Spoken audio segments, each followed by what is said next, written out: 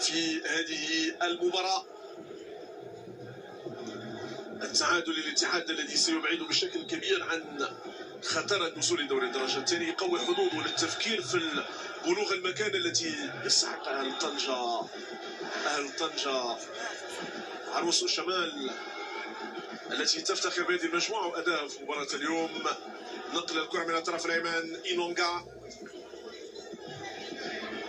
إيلونغا للجيش الملكي من الطرف الأيمن.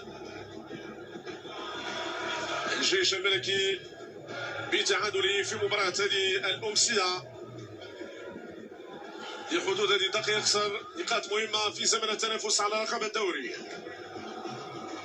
يعرف جيدا أنه خسارة نقاط تبعد بشكل كبير عن دائرة التنافس في آخر جولة البطولة الوطنية، والمحتل حاليا للمركز